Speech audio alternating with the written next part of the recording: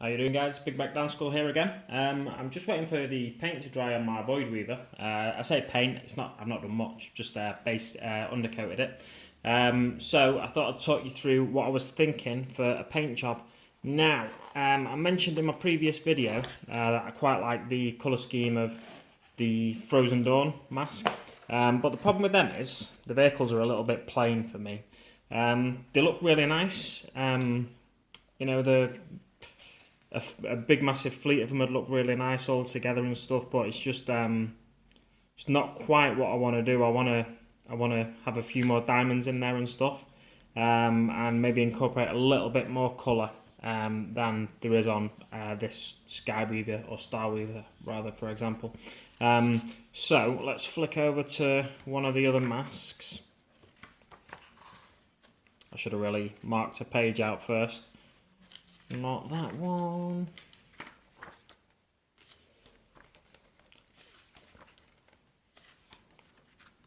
Think, probably. Nope. There we go. So I found the sort of design I want to show you now. This is actually the Mask of the Midnight Sorrow.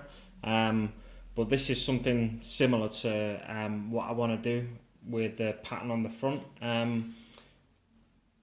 I say something similar. I'm not saying I'll do this definitely, but I'll do something along these lines with a few diamonds on it, and maybe then blending into something plain, and then the wings at the back of the vehicle, they might get a bit more diamond treatment, something like that, or splashes of colour on there, something like that.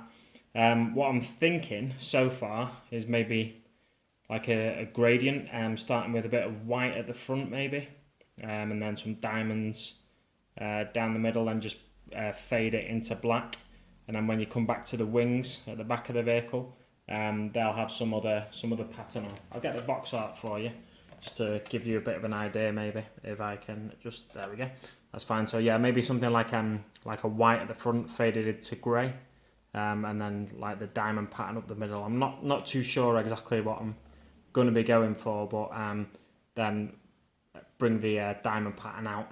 I've seen a couple of things on Google Images that I might do something similar to. So hopefully the next video will have something a bit more exciting for you than just pictures.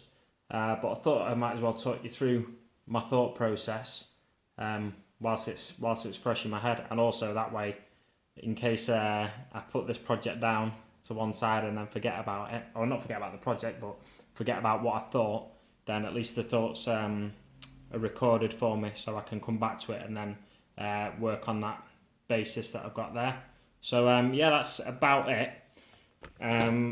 Let's flick through while we're here, see if I can find anything more interesting for you.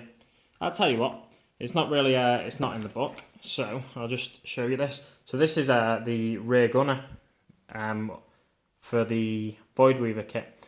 So I've taken him off. I might change his hands. There we go, get that to focus for you. Yeah, so I might change, well, I'll probably have to change his hands, and somehow just give him a big shuriken weapon to form the shrieker cannon that the Death Jesters have there. That's a big shrieker cannon there, and you know they can be really effective in game in making a unit fall back, because you can actually, the rules for the weapon is, I think if it inflicts one or more unsaved wound, firstly it causes a blast template to go off, like it's like the body of the person that's wounded has exploded, kind of thing, and then it can also it causes the unit to fall back if they fail a leadership test. But if the controlling player, so the Harlequin player basically, gets to choose in which direction the unit falls back, so I definitely want to run as many Death Jesters as possible,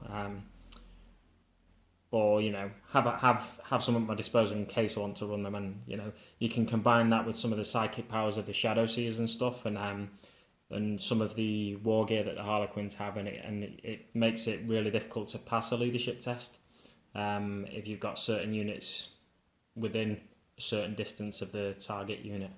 If that makes sense to you.